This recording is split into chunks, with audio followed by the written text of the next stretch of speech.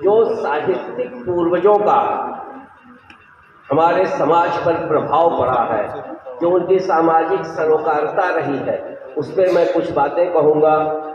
और जो आज के समय में रचनाकारों ने अपनी प्रासंगिकता को बनाए रखा है, उसमें चंद नाम है, बहुत से नाम हैं, जिसमें कुछ नाम जो हम लोगों के कंठ में व्याप्त है मंत्र की तरह, वो है राम की शक्ति पूजा है, गोदान है, और इलाहाबाद विश्वविद्यालय में हर पढ़े हुए छात्र जिसकी चर्चा अभी वाईपी सिंह सर ने की थी, गुनाहों का देवता, जिसे मुझे लगता है स्नातक वर्ष में पढ़ने वाला इलाहाबाद का हर विद्यार्थी पढ़ा जरूर है, और प्रेम में नाकाम हुआ हर विद्यार्थी कांता भारती की रेत की मछली को भी पढ़ा है। क्या बात है, क्या बात है।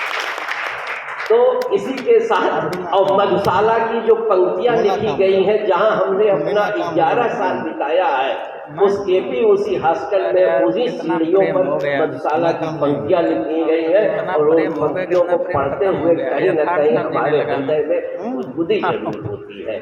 और डायमंड जुबली और केपी उसी बगल बगल ही था अनिल सर, हम लोग तो भोजन के साथी रहे हैं। सर हम लोग कभी इनके यहाँ तो काफ़ी आत्मीयता है, वाईपी सर हमारे सीनियर रहे हैं। तो ये चंद नाम नहीं है, न जाने कितनी साहित्यिक रचनाएं किस तरह से जनता की कंठ के हार रही है, खासकर दुख के समय ये जो कालजयी रचनाएं हैं हमें शक्ति प्रदान करती है, हमारी जीविका को और अधिक जीवंत बनाती हैं।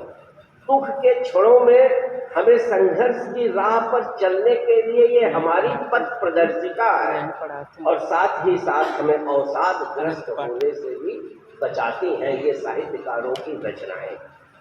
और जैसे अज्ञेय का यह कथन, दुख सबको मांझता है, अर्थात दुख केवल कष्ट ही नहीं पहुंचाता, दुनिया से हमें रूबरू भी कराता है।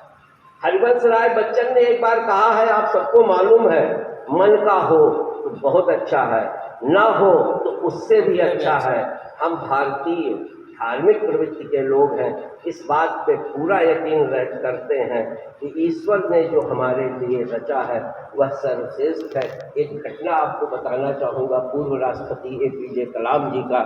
वो 12वीं पास किए, गरीबी में पड़े बड़े थे, और जब वो सेना में भर्ती होने के लिए सैनिक के रूप में गए तो उनका सिलेक्शन नहीं हुआ।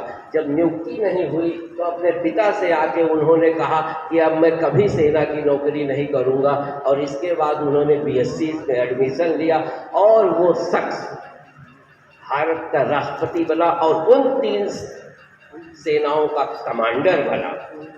तो कहने का ये मतलब है कि ईश्वर ने आपको कुछ और, अगर उस समय आपको सिपाही बना देता तो आप कमांडर नहीं हो पाते, तीनों सेना जो आपके सामने नतमस्तक थी। तो ईश्वर की आज हमको लगता है कि ये जो दुख हमको मिल रहा है, ये जो कष्ट मिल रहा है, ये कहीं न कहीं हमें कुछ आगे बढ़ने का संकेत दे रहा है।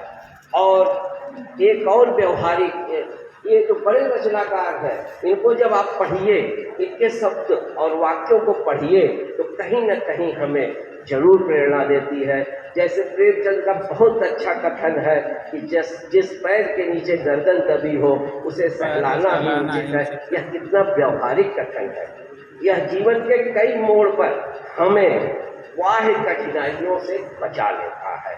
इस प्रकार साहित्यकारों के अनुभव से पिरोई पंक्तियां जीवन को संवार देती हैं, निखार देती हैं, हमारे अंतःस्थल को कुरेद देती हैं।